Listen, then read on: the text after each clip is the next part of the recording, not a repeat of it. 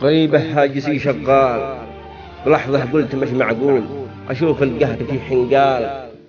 قال في ذا الزمن مضمون، شوف الجيد والرجال بقى في ديرته مجهول، ومن قهر الزمن قد نال، وبعض الناس له خانون، ومن كانه من الأنذال أشوف اليوم صار مسؤول، وله كلمه مع العقال.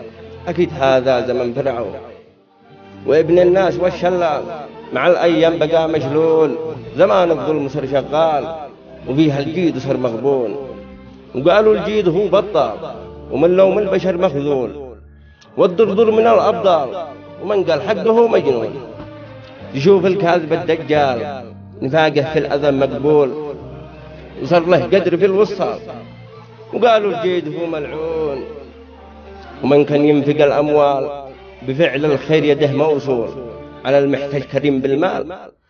تشوف اليوم صار مديون، ويا كم صبر كم آمال، وحتى الفعل صار مفعول. زمان الظلم بالأموال، ومن له حق صار مسجون، مقيد حولها الأغلال بتهمة قتله مقتول. ويا قهري على الرجال بقى في السجن كالمدفون، فضاق الجيد فيها الحال بقى محتار مش معقول. بقول للجيد والريبال رجال العز هم يفنون،